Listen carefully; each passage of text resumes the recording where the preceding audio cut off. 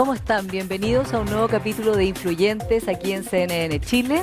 Estamos hoy día con un invitado experto en el tema de la pandemia, el coronavirus, las estadísticas. Es Eduardo Engel, doctor en Economía, doctor en Estadística, profesor de la Facultad de Economía y Negocios de la Universidad de Chile y, por supuesto, director de Espacio Público. Bienvenido, Eduardo. Muchas gracias. Bienvenido.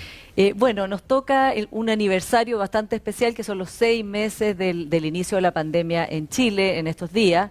¿Hay razones para estar contento, tranquilo, mejor que como estábamos antes? Y hay razones también para preocuparnos. ¿Cuál sería la razón para sentir que vamos esperanzados hacia un mejor futuro que el que hemos vivido? ¿Y cuáles son las razones principales de preocupación para ti? Bueno, las razones positivas para estar esperanzado es que estamos con niveles de contagios diarios muy inferiores al peor momento, al menos a nivel del país. Llegamos a tener un promedio de 6.000 diarios durante las peores semanas en junio y estamos en alrededor de 1.800, que es bastante menos. La preocupación es que 1.800 todavía es alto, es bien alto. Y hay regiones que están con el equivalente a esos 6.000 del peor momento. La región de Magallanes, Punta Arenas en particular, está con niveles per cápita como el peor momento de la región metropolitana. Y lo segundo que es preocupante es que los niveles de contagio diarios que venían bajando un 10-20% semanal han dejado de bajar y se han esencialmente estancado. No han subido mucho, un poquitito por ahí, pero han dejado de bajar claramente las últimas 2 semanas. Y eso también es fuente de preocupación porque cuando uno quiere evaluar cómo va una pandemia, un elemento central es el famoso R, que es cuánta gente contagia a cada contagiado. Y que ese número sea mayor o menor que 1 hace una gran diferencia, y las estimaciones que tenemos es que a nivel país estamos justo en 1 con un rango de incertidumbre, porque no es un número preciso, hay que estimarlo. Y uno quisiera que ese número fuera un buen poco menor que 1 para poder estar tranquilo.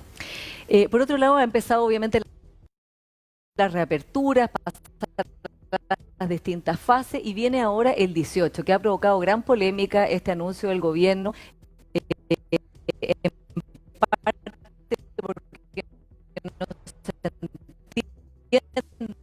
entiende muy bien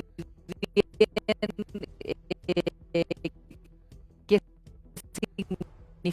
significa que puedan ir 5 personas al 18 de septiembre, a la vez hay toque de queda. ¿Tú crees que existe la posibilidad de que esta conducta de los chilenos para el 18 de septiembre pueda provocar retrocesos importantes, como ya pasó en abril cuando íbamos bien y se relajaron las medidas y caímos, digamos, en un problema muy grave? Bueno, es importante recordarlo de abril, ¿no es cierto? Que se dio un mensaje equivocado a la ciudadanía. La nueva normalidad. La nueva normalidad, y tuvimos discusiones bien kafkianas entre el ministro de Subsecretaría Solís Marta Cerveza con alguien, cuando lo correcto era quedarse en la casa por lo que realmente estaba sucediendo.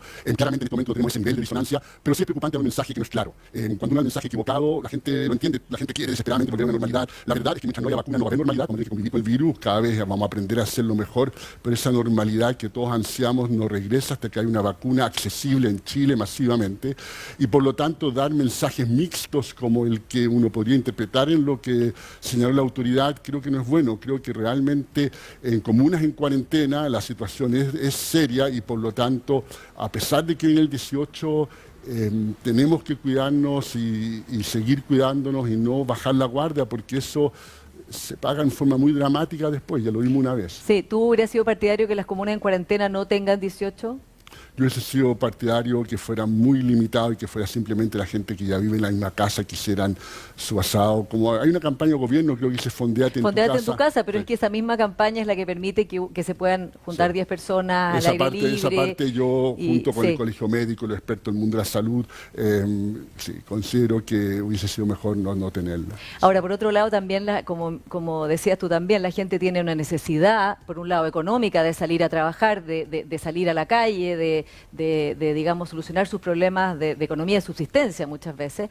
Y por otro lado, también muchas personas con necesidad de ver a su familia, de estar en contacto, porque también empieza a ser el costo de una cuarentena tan prolongada como la que había en Chile un problema a veces hasta más grande que lo que está solucionando, ¿o no? A ver, lo del 18 no tiene que ir con salir a trabajar, ¿no es cierto? Es simplemente, aparte, echar de menos a a las personas cercanas que uno ha visto. Y ahí hay que tener cuidado, porque el riesgo de un niño infectando a un abuelo que no ha visto en mucho tiempo, la emoción va a ser grande, pero podría ser la última. Es decir, realmente los niños o los más jóvenes como potencial de contagio para adultos mayores es un tema serio. Entonces, más allá de que si se puede o no, realmente tener esos asados familiares con abuelos que no han visto a sus nietos en mucho tiempo y esos abuelos son adultos mayores, es un riesgo grande. Esto no es algo inventado, es algo real. Entonces es bien importante ir muy de a poco viendo a nueva gente, tratar de asegurarse que no hay nadie contagiado entre los más jóvenes que podría contagiar a alguien mayor. Hay que tomárselo bien en serio. Digamos, el virus no está de vacaciones, el virus no está desprevenido, el virus aprovecha este tipo de situaciones para diseminarse más en la población y no tenemos que perder conciencia de eso porque se paga muy, muy caro.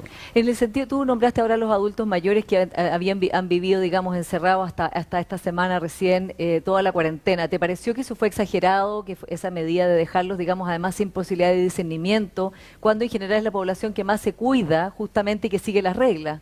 Bueno, ahí yo concuerdo contigo. En la mayoría de los adultos mayores no necesitan ser protegidos de sí mismos, basta darles la información y tienen todos los incentivos para quedarse en la casa, ¿no? Distinto es personas que no son autovalentes. En ese sentido hay que ayudarles muchísimo. Pero el adulto mayor autovalente tiene unos incentivos correctos. Los jóvenes son los que en jerga economista tienen la externalidad negativa porque ellos tienen el riesgo más bajo. Igual se enferman, igual se han muerto y aun si no se mueren, terminan con secuelas muy graves. Pero es cierto que tienen probabilidades mucho más bajas que los adultos mayores, pero ellos pueden infectar a adultos mayores. Entonces a ellos hay que restringirlos porque ellos no necesariamente van a tener conciencia del daño que causan a otros. Así que en ese sentido yo concuerdo con que los adultos mayores uno pudo haber sido menos estricto. Y más flexible con ellos. Pero tenían que tener toda la información y el mensaje correcto, que en los últimos meses o 2 meses se ha dado, pues inicialmente no se daba, digamos. Inicialmente el mensaje era un mensaje de bajo riesgo. Claro, recordemos las primeras semanas del coronavirus, a comienzo de abril, cuando empieza a morir gente, desgraciadamente, el mensaje era que la gente que moría era poco menos que le quedaba una semana más de vida y daba lo mismo. Es decir, día a día se daban los números de muertos en aquel entonces muy bajos, todavía 4, 6, y se contaba uno por uno que eran casos que la gran mayoría daba lo mismo, y ese mensaje, primero, no era cierto del todo, y segundo, era muy equivocado en cuanto al riesgo. Entonces, una vez que uno da el mensaje correcto, que esto es arriesgado, que los adultos mayores tienen mucho más riesgo, aún si están sanos para su edad, yo creo que ellos se pueden cuidar solos. Sí. Eduardo, Espacio Público y el gobierno han tenido roces permanentes, ¿no? Los ministros de Salud, especialmente con el ministro Mañalich. Y también con el ministro París. El otro día también estaba muy molesto con Espacio Público cuando ustedes en algunos de los informes hablaron de que se estaba como jugando con la ruleta rusa. ¿Tú crees que hay una diferencia entre la gestión de Mañalich y del ministro París? ¿Y cómo te haces cargo de esas críticas de que han sido demasiado exagerados en los cuidados que han, digamos, planteado al país? A ver, hay una diferencia de estilo clara entre el ministro París y Mañalich, es algo evidente. La transmisión del riesgo que hay es muy clara en París. En Mañalich hubo mensajes equivocados en su momento, que resultaron ser erróneos. Respecto del tema de espacio público, nuestro rol no es estar o no en discusiones con el gobierno. Nosotros nos debemos a las buenas políticas públicas. Entendemos que en época de pandemia eso pueda molestar a alguien y hay momentos en que ha molestado a la autoridad o a otras personas o gente influyente, importante o con poder, pero nuestra lealtad es con proponer buenas políticas públicas, hacer un trabajo muy, muy serio. Y así como fuimos los primeros en anunciar que el número de contagios venía bajando, antes que lo hiciera siquiera el MinSal, porque las cifras decían eso, cuando a fines de abril las cifras decían que estaba subiendo los contagios de una forma muy alarmante y el gobierno insistía en que esto era que se estaba testeando más, y nuestro análisis de ningún lugar a dudas de que no era eso, de que era así, que se había salido de control la pandemia, lo dijimos. Es decir, nuestra lealtad es con la gente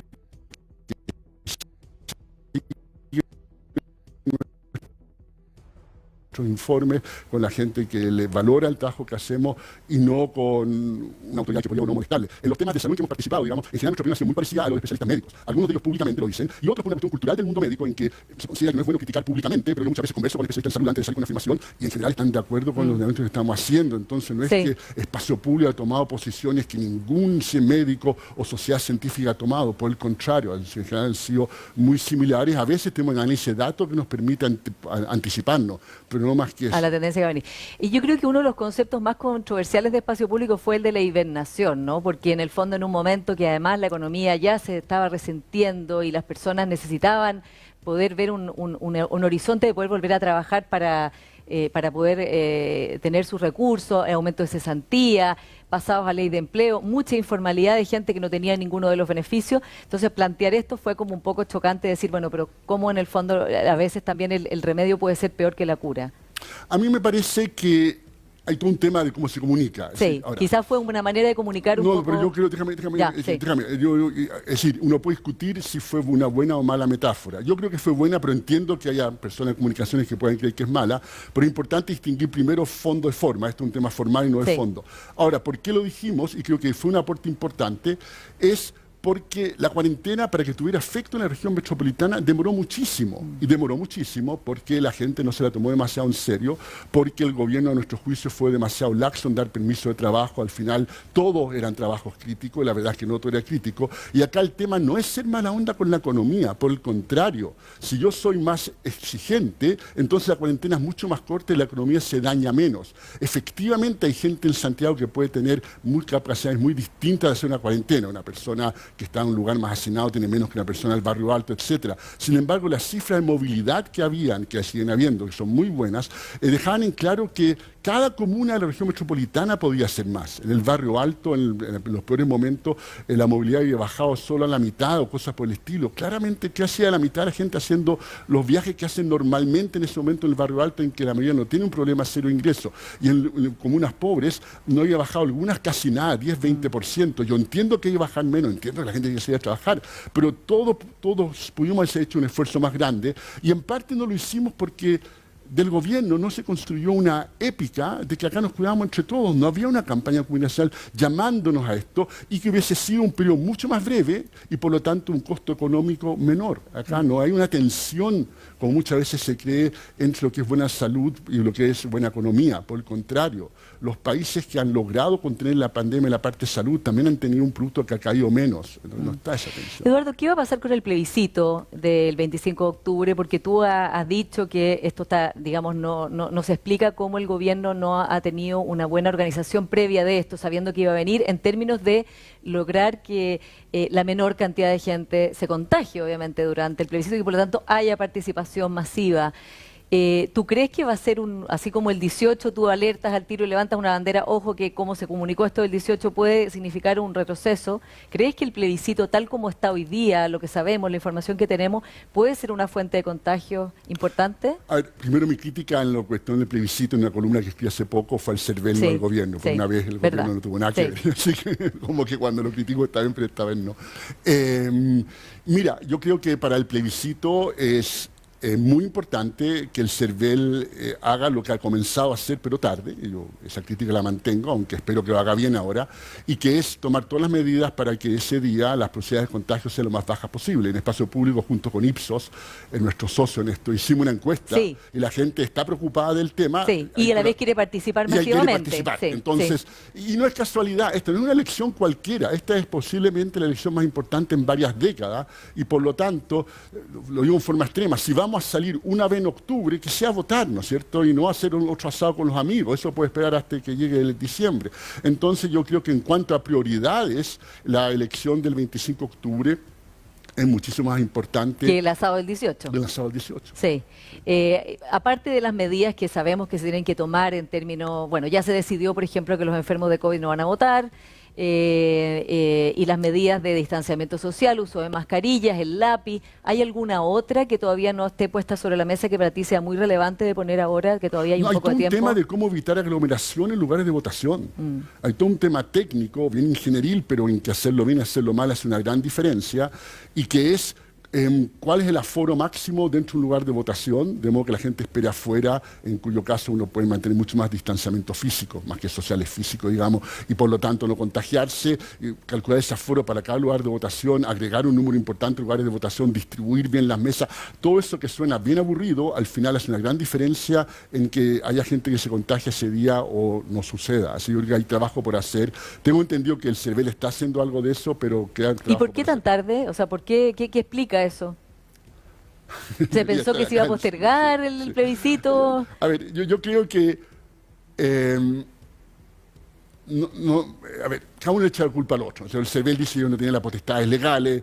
Mi respuesta a eso es, aunque no sea, eso es cierto, pero igual el CERVEL es el ente organizador de elecciones. Es la y por lo responsabilidad. tanto, ellos podrían tener todo listo y haber puesto presión, haber sido los grandes promotores de que este es un tema, aun cuando efectivamente había que motivar al Ejecutivo, a los legisladores para hacerlo. El Ejecutivo seguramente diría que tenía otros problemas más importantes. La oposición tampoco le puso mucho color, no sé quién tiene responsabilidad. Pero al final del día, a mi juicio, sí se le dio autonomía constitucional al CERVEL para que, además de tener la independencia que requiere, también tome iniciativas y al menos empuje la agenda, ponga en la agenda temas importantes como este. Saquemos la lección y esperemos que el CERVEL lo haga bien en todo lo que viene, porque queda mucho por hacer. Por la información que tú tienes y que todos disponemos hasta ahora, ¿es seguro ir a votar en el plebiscito? Si se toman las prevenciones del caso y uno es cuidadoso, perfectamente seguro, no menos seguro que venir a darte esta entrevista acá hoy día. Sí, o que a los cafés de acá a la vuelta que están llenos de gente hoy día. El plebiscito del 25 de octubre tú lo has definido como una de las elecciones más importantes en décadas, ¿no? Sí. Y además tú vivías antes en Estados Unidos, tuviste una destacada carrera como profesora en la Universidad de Yale, muchas veces elegido el mejor profesor además, y estás viviendo de nuevo en Chile hace 8 años o un poco más. ¿Cómo ves el momento de Chile? ¿Lo ves con optimismo? ¿Lo ves con incertidumbre? Porque el Chile que llegaste en 2012 es un Chile bien distinto que el Chile de hoy. Mira, llegué a un Chile distinto, pero ya está el tema de los estudiantes. Y a mi llegada me acuerdo que llegué, había estado en contacto con Chile siempre, pero no es lo mismo no estar viviendo que viviendo. Venir de visita es otra cosa. Y llegado, le dije a Pepe Salaquet que quería entender qué estaba pasando. Era una persona muy, muy inteligente, un hombre renacentista, más era una persona que sabía de todo, digamos, y me invitó a almorzar a su casa, porque ya no podía salir a almorzar en esa época.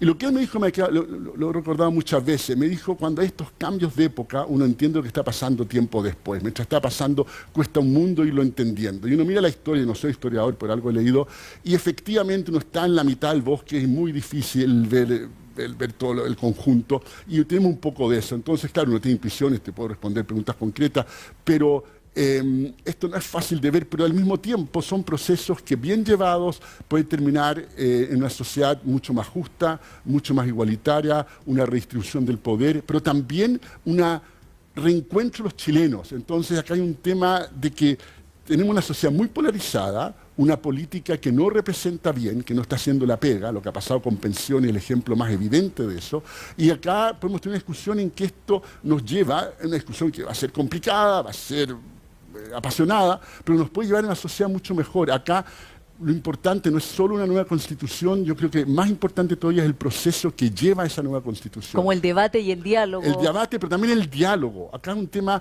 de, antes de empezar a decir lo que uno piensa, escuchar mucho al otro, a la otra, escuchar lo que sienten, lo que quieren. Un poquito de eso hubo con las ELAs en Bachelet 2, digamos.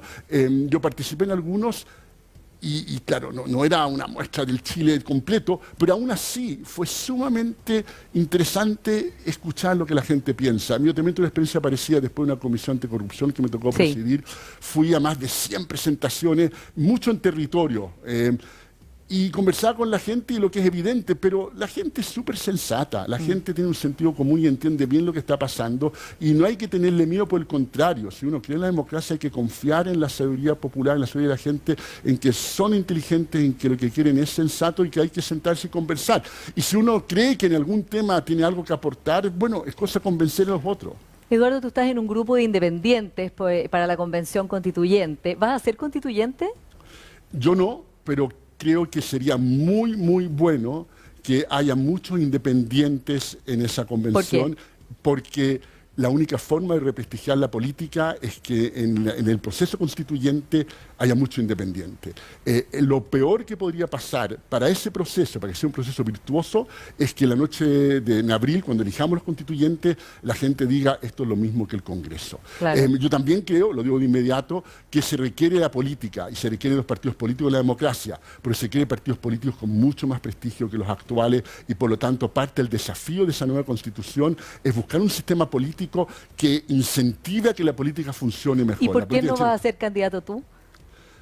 Yo creo que no sería buen candidato, yo creo que sería mucho mejor simplemente trabajando con quienes sean candidatos y después con quienes sean constituyentes y creo que desde allí puedo aportar más. Yo estoy feliz de aportar, pero uno debe reconocer dónde puede aportar más. Tú eres un hombre de centroizquierda, socialdemócrata podríamos decir. ¿Cómo ves el panorama de ese sector político hoy día, la centroizquierda justamente, la socialdemocracia, que en el fondo es un espacio vacío, hoy día es un páramo, no hay candidatos que aparezcan en las encuestas y además es un sector que no puede articular una propuesta clara frente a la ciudadanía? ¿Cómo ha sido para ti ver eso desde tu retorno a Chile? A ver, yo creo que el problema de la política, más allá de la centroizquierda, la izquierda o la derecha, el problema de la política en general, creo que también estamos teniendo que aparecen nuevas dimensiones que no caben fácilmente en derecha, centro, izquierda, digamos. Hay una discusión sobre cuáles son los fines versus cuáles son los medios. En cuanto a los medios, soy bien pragmático, en otros los fines sí me parece muy importante redistribuir, por lo tanto eso más de izquierda, en los medios son más de centro. Yo creo que el problema más que...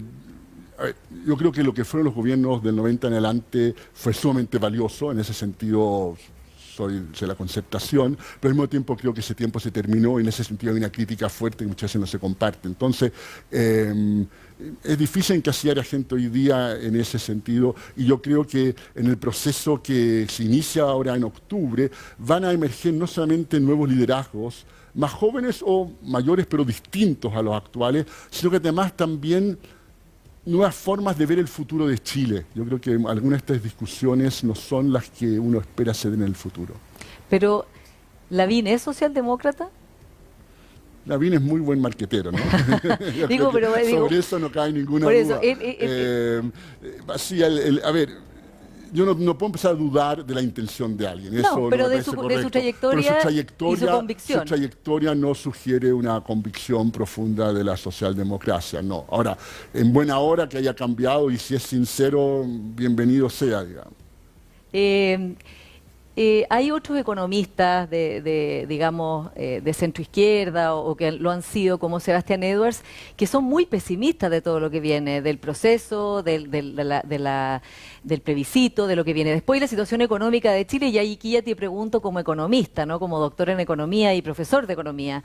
De hecho, Sebastián Edwards escribió una columna diciendo ¿cuándo se jodió Chile? ¿Te parece que son términos que pueden representar lo que está pasando hoy día en Chile? No, a ver, el 2012 escribí una columna en que también usé la famosa frase Vargas Llosa en un contexto cuando se creó Chile y la respuesta que daba era, preguntaba, fue cuando las AFP nunca compitieron o cuando las ISAPRES nunca se logró que hubiera un plan único y toda la larga lista de temas que estaban pendientes el 2012, esto fue hace mucho tiempo. Pero es una frase retórica. Claramente yo creo que cuando veamos en 5 o 10 años más, quizás no solamente Chile no se jodió, sino que Chile tomó un camino de país desarrollado finalmente a partir de este proceso que se inicia el 25 de octubre. ¿Y qué es importante para que sea así? Para que el camino que se tome, porque claro, hay esta opción, pero también hay otra, ¿no? O sea, que en el fondo está también la opción de que Chile empeore a partir de lo que está pasando, ¿no? O que la polarización se acentúe, o que no se logre llegar a acuerdo, o que finalmente las decisiones estén al vaivén, digamos, de populismo más que de buenas políticas públicas, que es lo que tú has estudiado y has practicado y promovido toda tu vida. Lo clave, primero, mucha participación en el plebiscito de octubre, en las próximas elecciones. Segundo, mucho recurso para tener mucha conversación. Acá no es solamente elegir constituyentes, que esos constituyentes escuchen lo que quiere realmente la gente, repensar cómo hacerlo, pero volver a pensar en distintas instancias en que la gente conversa sobre qué le importa, que se le ayude a entender cómo eso se traduce o no se traduce en una nueva constitución. Toda esa conversación, el reencuentro como país, yo creo que nos haría bien. escuchar al otro, el perderle el miedo al otro, el no caricaturizar al otro es algo clave y eso se hace conociendo al otro. Y muchas veces ni siquiera conocemos a ese otro y entonces es muy fácil tener estas imágenes de caricatura por todos los lados. Cuando tú no conoces a alguien es mucho más fácil creerte la caricatura que cuando has hablado con él o ella de verdad, en serio y escuchando. Eduardo Engel, muchas gracias por haber estado hoy día en Influyentes. Muchas gracias a ti, Paula. Y ustedes espérennos, vamos a comerciales y ya volvemos con más Influyentes en CNN Chile.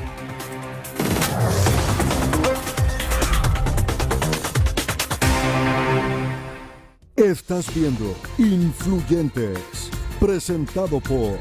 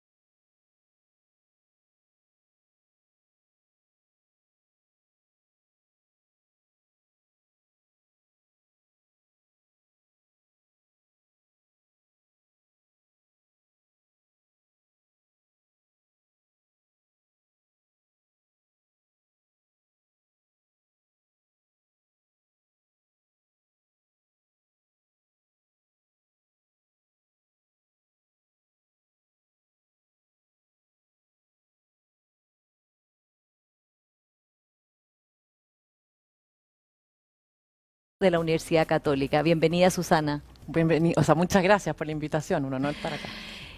Susana, partamos por, digamos, cómo la educación ha sido súper afectada por la pandemia. Entonces, quiero partir preguntándote, ¿cuál crees tú que es la gravedad de lo que la pandemia le va a traer a la educación de los niños y niñas que han tenido que estar todos estos 6 meses prácticamente con clases remotas?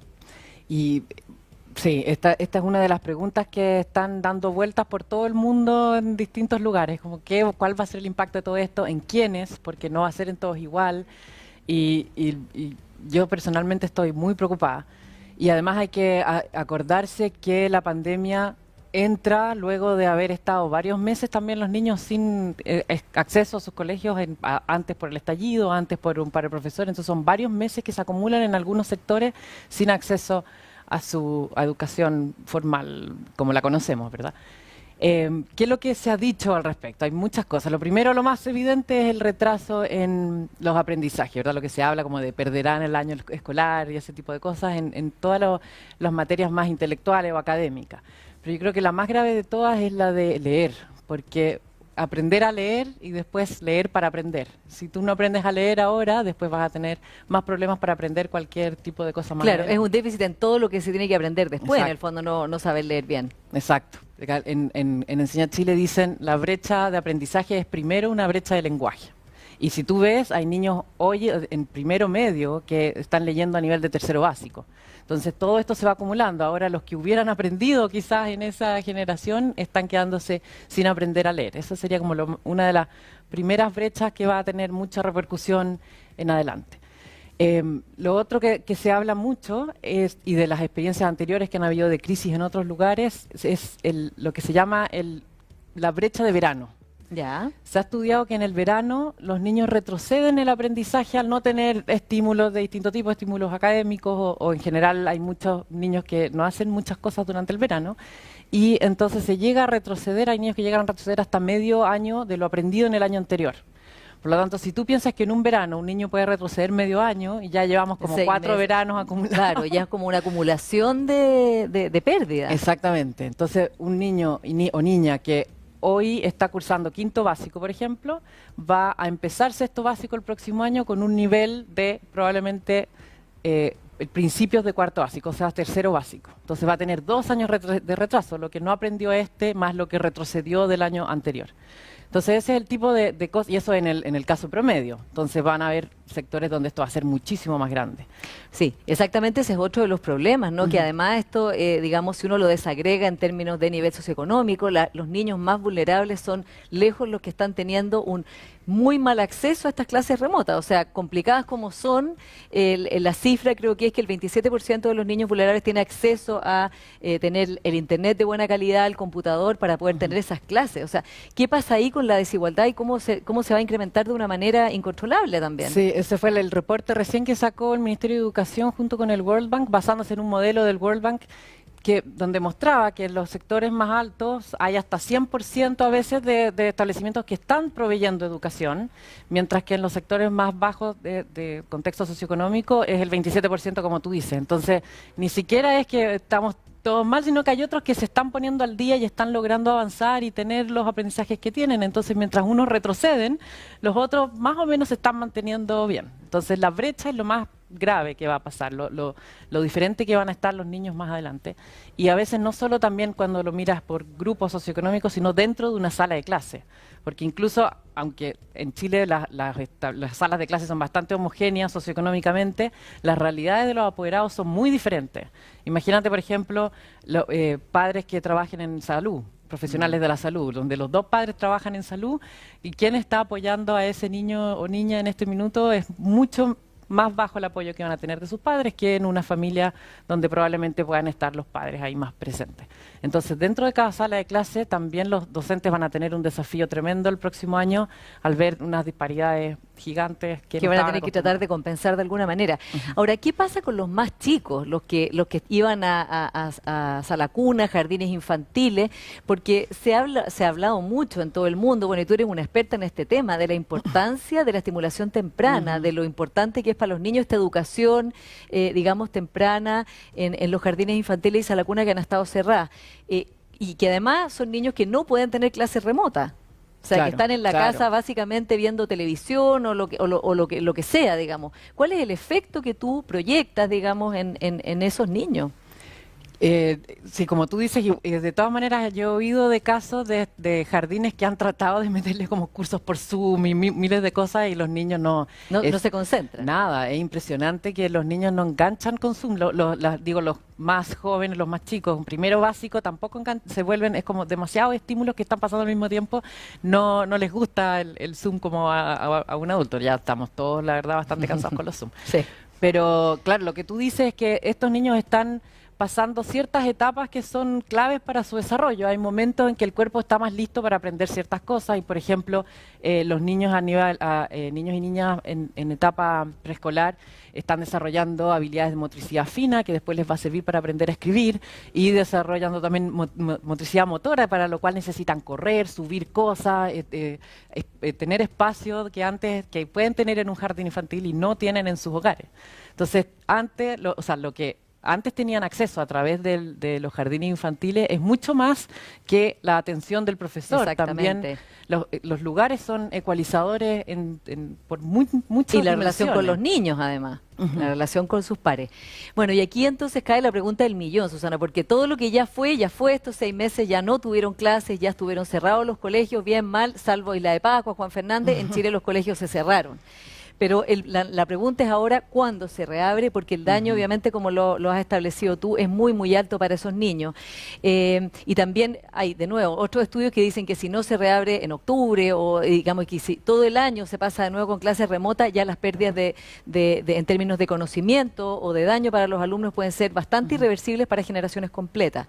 En este momento, Europa es un laboratorio de apertura, ¿no? Bueno, y también en Estados Unidos, donde tú viviste muchos años, que están reabriendo los colegios en Nueva York, ¿no? Y en otros lugares. Australia. Y hay experiencias entonces comparadas. Yo creo que, ¿qué experiencias crees tú que son interesantes para Chile de seguir y por qué razón?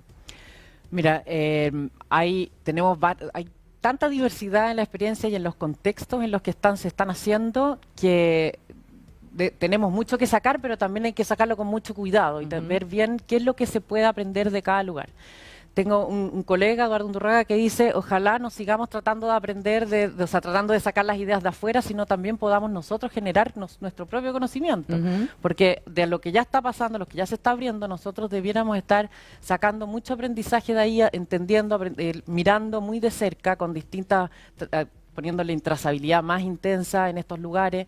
Y hay la capacidad en Chile tremenda de científicos y de analistas de datos, etcétera, que están en este minuto, muchos están en la banca, como esperando, por favor, denos información.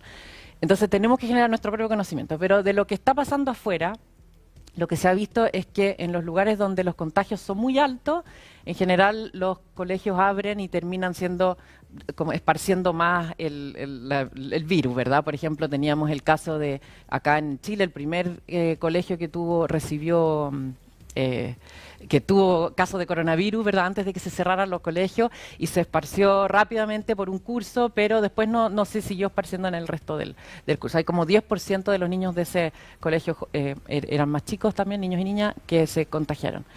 En el caso de Israel también abrieron cuando había harto contagio todavía. Sí. Eso es como un caso paradigmático negativo en Israel. Claro, ¿cierto? súper negativo, pero cuando uno lo mira con doble clic, no usaban mascarillas los jóvenes, los cursos estaban completos, estaban todos adentro de la sala de clase y había alto contagio también afuera. Entonces fue una situación que tuvieron que cerrar rápido, pero aún así tampoco fueron tantos los colegios que tuvieron que cerrar y volver para adentro, pero el consenso en general es si hay alto contagio, no abra.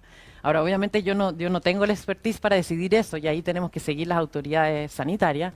Y mientras va bajando el riesgo de contagio, ¿verdad? Cuando uno va pasando a fases de menos LR efectivo, como le dicen, de capacidad de contagio, yo creo que ahí hay que empezar a contrapesar la seguridad, la salud de la comunidad y la seguridad del niño, el bienestar del niño, porque nosotros hablamos mucho del costo académico, intelectual, pero no hablamos también de otros costos El costo emocional.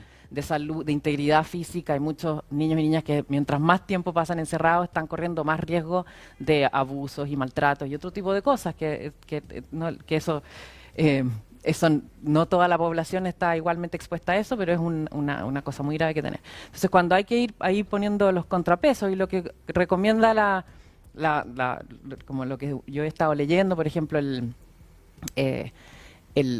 Instituto Nacional de Ciencias de Estados Unidos, una cosa así, una sigla así media difícil, hizo el gráfico. Entonces, poner en la pesa si hay menos riesgo de salud, entonces recomiendan abrir. Si hay mucho riesgo de integridad física, bienestar del niño o niña, y la salud está mediana, entonces quizás también tirarse para abrir. Si los niños están seguros y están aprendiendo igual porque tienen acceso en sus familias a oportunidades de aprendizaje, los colegios están funcionando remotamente, entonces no corran el riesgo, ¿verdad? ¿Para qué si está funcionando? Pero entonces ahí es como una balanza que uno tiene que ir viendo para cada grupo y para cada tipo de niños. No todos, uno debería tomar la decisión para todos por igual, sino que Claro, hay de acuerdo al nivel en que está cada comunidad, en el fondo. Claro. Por Entonces, supuesto. por ejemplo, hay unos que dicen para los más jóvenes, los más niños, los más chicos que están en estas etapas tan claves de su desarrollo, sería más importante darles prioridad, pero por otro lado son los que es más difícil manejar. Entonces ahí hay que hacerlo en grupitos chiquititos y mantener lo que les dicen los learning pods. Claro, eso te iba a decir, porque la experiencia de países que lo han hecho está yéndoles bien, por lo menos. Alemania, Noruega, Dinamarca, Australia también. Australia, lo que hacen es primero, obviamente, achicar los cursos y hacer estos pods o capullos, digamos, en que los mismos niños solo se juntan entre ellos y con esa profesora y no otra profesora, de manera que si hay algún contagio rápidamente puedan saber cuál es la población que estuvo expuesto. Mucho al aire libre, que se ventile, con mascarilla afuera, pero no adentro, que son medidas que han probado que son eficientes, y de hecho que en Alemania me llamó la atención que hubo una decisión muy importante de decir, tomando todos los factores, es importante que vuelvan a clases, ¿no? O sea, como en el fondo vamos a hacer acá una decisión política, digamos, de decir, es importante hacer esto. ¿Lo ves posible en Chile en que al revés el ambiente para la apertura o no apertura de los colegios se ve bastante politizado, como que es un tema del cual no se puede hablar en términos técnicos, ¿o no? Yo creo que eso sería lo más lamentable, que se politizara la discusión, que llegamos ojalá no lleguemos al nivel de Estados Unidos, donde ponerse mascarilla es ya un statement político y como te dice, tú puedes saber de qué partido es, según si usa mascarilla o no. No podemos llegar a eso, que si uno defiende apertura de colegios significa que uno apoya a un sector ideológico. Claro. Como eres de derecha si quieres que se abran los colegios, eres de izquierda si quieres que no se reabran. Eso sería un desastre para los niños. Pero eso está pasando ahora. Sí, por eso yo ojalá que no. Yo creo que acá la clave es la colaboración, la conversación entre los actores de la comunidad. Creo que está bien la decisión de tomar el país no como un entero. Somos muy distintos, están muy diferenciados los niveles de contagio a lo largo del país también. Las situaciones, hay establecimientos que tienen mucha más posibilidad de estar al aire libre, otros que mucho menos. Entonces, yo creo que el trabajo tiene que tomarse a nivel muy local, a flexibilizar mucho la decisión, y los establecimientos tienen que conscientes de la prioridad, de lo importante que es ver qué pueden hacer ellos, hasta dónde se puede llegar y para quiénes, a quiénes priorizar. Lo que te decía antes, de qué grupo, decir, ya sabes que para los, no sé, hay trabajadores de la salud, por ejemplo, en todos los países han sido considerados prioritarios, ¿no? Bueno, por ejemplo, ese caso en Estados Unidos, yo creo que son los que llevan más tiempo abiertos, son los jardines infantiles. En Nueva York, por ejemplo, donde estaba un nivel de contagio alto como el que había en Santiago, y habían profesionales de salud que decían como, por favor, ¿dónde dejo a mi hijo? Llamaban, ¿usted está abierto? Sí, nosotros estamos recibiendo niños en jardines infantiles, pero con estos pods o capullos, como tú dices, en grupos chiquititos, y los profesionales de la salud, que son las familias con más riesgo de contagio, fueron los que llenaron al final estos jardines en esta etapa inicial de contagio, y se trabajó de manera muy controlada, y no fue lo que pasó, no pasó lo que pasó en Israel, que hubo que cerrar ninguno, hubo muy pocos casos que tuvieron que cuarentenar, digamos, el capullo completo, pero como era trazable, decían, esto es lo que se cuarentena, pero el resto sigue funcionando. Claro, pero en Chile no se ha permitido ningún jardín infantil, salvo ahora las guarderías de la alcaldesa Matei y que entiendo que el alcalde Lavín. Y leía un reporte, Susana, que decía que 9 de 10 jardines infantiles están con peligro de quiebra porque han estado cerrados y obviamente los papás no pueden contribuir. ¿Cuál es el costo, además, desde el punto de vista del capital humano, de las personas que se han especializado en educación, de todas esas profesoras, educadoras de párvulo, que están sin trabajo y cómo se va a rearmar el sistema de educación de edad temprana y también de cuidado para las madres porque y padres, pero como a las madres son las que, claro, las que terminan las pagando. que les toca hacer la gran cantidad de trabajo doméstico y parental, están hoy día en una situación muy desesperada, también sin cuidado. Sí, está ahí la Asociación de Jardines Infantiles estaba estimando que ya 300 jardines y salas cunas tenían planeado cerrar durante agosto. Esto fue una noticia durante agosto, entonces supongo que ya pasó agosto, así que ya deben estar cerrados. Y de los que están abiertos, más de 1000 educadores, como tú dices, han perdido su trabajo porque la gente se está yendo y no está siguiendo registrada en los jardines. Y hay muy poco apoyo que esté planificado para esos jardines. El FOGAPE no les da los préstamos porque son organizaciones de alto riesgo, son los que ya tienen... Claro, están fuera de cualquier ayuda. Exactamente. Entonces, el costo para el país que estos jardines vayan cerrando, dado que no hay todavía acceso a jardines de manera universal, está la ley que ha costado que salga, o sea, que la discusión fue muy lenta. Y tiene un costo después no solo en los estudiantes, en los niños y niñas que están dejando de tener acceso a estos lugares una vez que cierren, sino que obviamente quienes van a tomar la decisión de quedarse en sus casas cuidando a estos niños y niñas que no tienen a dónde ir, van a ser las mujeres y luego va a tener un costo laboral mucho más grande para las mujeres para poder retornar. De hecho, hay una economista en Michigan que decía que probablemente la brecha laboral de género se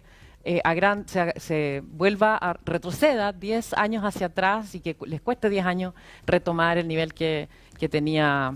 Claro, y entiendo que en Chile ya es así, que ya retrocedió la inserción laboral femenina hacia cifras de 2010, claro, y con lo cual también esa es otra pandemia, digamos, que está azotándonos. No, los costos son por todos lados. Yo creo que acá la palabra clave es colaboración. Sí. ¿Y tú serías partidaria de crear un consejo técnico? Porque en otros países también se ha creado digamos, consejos o grupos en que los pediatras, los profesores, no sé, los expertos, analizan en qué momento se puede y, como dices tú, desagregando, no tratando todo el país de una misma manera porque estamos en niveles diferentes, ¿no? Y lo que mucha gente se pregunta por qué en lugares donde no hay ningún caso de coronavirus los niños no pueden ir al colegio. Entonces, de hecho, sí. Hay ¿qué tan lejos estamos de eso, crees tú? Mira, es que la actitud tiene que ser de colaboración en un contexto incierto donde no hay respuesta y tenemos que prepararnos para aprenderlas nosotros, para nosotros desarrollar el conocimiento, obviamente que en el aprendizaje hay errores, los errores en este caso pueden ser muy dolorosos, por lo tanto hay que tratar de reaccionar lo más rápido posible al primer atisbo de error que haya posible, ¿verdad? Entonces necesitan las comunidades estar muy atentas, muy colaborando juntas, súper comunicadas, que por lo menos algo bueno que ha pasado con la pandemia es que los docentes y los apoderados han generado lazos que antes no tenían. Hay cotidiano, claro. Sí, antes hay muchos establecimientos en Chile que no trabajan con sus apoderados y eso que son una herramienta clave para el desarrollo de los niños y ahora por primera vez el docente tuvo que conectarse con el apoderado y empezar a tener canales permanentes y entenderle su contexto, ¿verdad? El apoderado entender al docente, entender lo que se necesita. Esos lazos son un capital gigante en el cual tenemos que construir los pasos que siguen. Entonces, cuando un colegio decide tener esta discusión, tiene que incluir estos actores, las familias, los docentes, que también si es que las comunidades tienen mucho susto y están todos tensos, no va a resultar ningún trabajo. Sí, creo que acabo de ver una encuesta que el 81% de los apoderados no mandaría a sus hijos al colegio. Bueno, en Uruguay partió así también, los niños decían, no, o sea, las familias decían no vamos a mandar a los hijos y después cuando se va viendo que está pasando, que hay control, que hay manejo, que saben que vamos... ¿Y Uruguay cómo va ahora? ¿Mejor? Sí, le está yendo bien y aumentó los docentes que empezaron a mandar a sus estudiantes también. Susana, un año como este, tan extraño, digamos, y tan raro, ¿cómo se evalúa? ¿Cómo los profesores ponen nota? ¿Cómo deciden si pasan, si no pasan de curso? O sea, ¿con qué criterios? ¿Cómo se puede desarrollar algún tipo de criterio para eso desde los más chicos hasta todo, digamos? Mira, yo creo que desde ya hay que entender que el próximo año es un año que en muchos lugares y para muchos estudiantes, quizás dentro de salas de clase, quizás no todas las salas de clase, pero van a tener que volver a repasar los años, las cosas estudiadas este año. Entonces, si piensan si efectivamente está pasando esto de que hay un retroceso, además de perder lo del año, hay un retroceso, entonces tenemos 2 años en deuda, más el año el que sigue, son 3 años que hay que hacer en uno. lo cual no es tenemos experiencia haciendo 2x1, pero 3x1 ya no. Entonces yo creo que los 2 años que siguen vamos a tener que pensarlo de manera priorizando el currículum, haciendo unos ajustes. Claro, comprimiendo el currículum de a 2 años en cada espacio. Y para eso necesitamos mucha información. Yo creo que lo más importante en este minuto es saber dónde están nuestros niños, tanto emocionalmente, físicamente e intelectualmente. Y para eso necesitamos medir, no hay otra manera. La Agencia de Calidad acaba de sacar unos diagnósticos para que los establecimientos puedan aplicarlo, puedan conectarse con los apoderados para que los apliquen en sus casas y puedan tener más o menos una idea de dónde están los estudiantes con respecto a avance. Hay establecimientos que lo han hecho, que yo sé que se han trabajado muchísimo, se han conectado con los estudiantes, el vínculo con los profes, o sea, el alumno-profe, lo han mantenido durante todo el año de manera permanente. Y vieron que no había sido tan grave el retroceso, sino que tenían 20% de retroceso comparado con el año pasado. Lo cual estábamos todos súper contentos en el chat. Este es un chat de directores y profes que están en distintos colegios de exalumnos, Enseña Chile. Y bueno, el director obviamente estaba súper preocupado, decía, bueno, pero igual es el 29%, pero yo estaba... Claro, comparado con la que podría haber sido como el 80%, claro, ¿no? O sea, lo que se estima, lo que estimó el Minedu, que era como 80% de retroceso, sobre todo en estos casos que tú decías que había 27% de establecimientos funcionales. Susana, pero ya los 6 meses ya fueron y digamos... Se viene ahora. Y viene ahora, pero yo te quiero preguntar para terminar... como experta en educación que eres tú, también la pandemia ha cambiado cómo se enseña, qué se enseña, y además el mundo, muchas tendencias se aceleraron. O sea, la cuarta revolución industrial, con la llegada de la automatización, la digitalización, avanzó, pero muchísimo, ¿no? Entonces ya hay trabajos que van a quedar obsoletos, trabajos nuevos. ¿Cómo piensas tú que hay que inspirarse para pensar en una educación para el futuro, para post-pandemia, pero realmente para los siguientes 20 años en que el mundo completamente cambió? Claro, hay mucho, yo he oído en muchas organizaciones que están diciendo en estos minutos, estos meses de pandemia, hemos avanzado más rápido que los últimos 10 años que hemos tratado de empujar ciertos cambios y ahora se abrieron las puertas repentinamente. Y en los docentes también, muchos docentes que todavía no se relacionaban con el mundo digital, ahora están diciendo como gracias, ahora sé lo que es Internet, porque han tenido, ya no hay susto de equivocarse, ¿verdad? No hay posibilidad. Claro, no hay nada que perder prácticamente. No hay clase o hay algo online más o menos que ya es un avance a no tener nada. Entonces, yo creo que hay que aprovechar este vuelo y, bueno, de partida, independiente de la pregunta de reabrir o no reabrir las escuelas, la educación va a seguir remota. Entonces, ahora hay que seguir aprendiendo cómo enseñar de manera más efectiva la parte remota, cómo mantener el vínculo con los estudiantes, que muchos, entre paréntesis, muchos establecimientos rurales, que a mí me tocó ver uno en Padre Las Casas, o sea, que me ha tocado conocer la experiencia, han ido a las casas de los estudiantes para poder mantener el vínculo, manteniendo distancia social, pero el docente está ahí diciendo, ya no hemos podido hacerlo de manera remota, lo vamos a hacer de manera presencial, quiero saber cómo está tu fluidez lectora para que puedas aprender a leer. Entonces, no, hay profesores heroicos. Y es que la clave es mantener ese vínculo y que el profe sepa dónde está el alumno y saber, conocer la situación en la que está. Entonces, ese tipo de cosas no van a cambiar. Esas claves de la educación, de entender el vínculo con el alumno y docente, construir un propósito para lo que están haciendo. Hoy en día los alumnos y los estudiantes ya no van a hacer las cosas porque se las dice el profesor. Necesitan estar conectados con un propósito que les haga sentido y que realmente sientan que hace una diferencia en el mundo. Entonces, ¿qué podemos aportar como estudiantes? ¿En qué podemos hacer? ¿Qué proyecto podemos hacer que como estudiante haga una diferencia en tu comunidad, en tu contexto donde estás trabajando, dado lo que estamos viviendo, por ejemplo? Y que entonces acá los docentes, ¿cómo hacen alrededor de ese propósito un proyecto que vaya cubriendo las habilidades estas priorizadas que vamos a tener? Porque ahora vamos a tener un currículum priorizado, ¿verdad?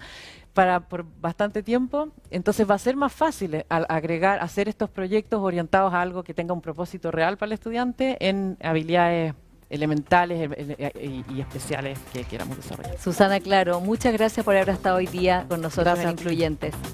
Por la invitación.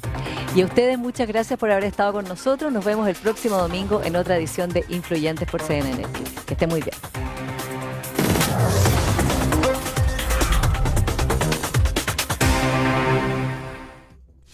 Influyentes fue presentado por Cámara Chilena de la Construcción, La solución es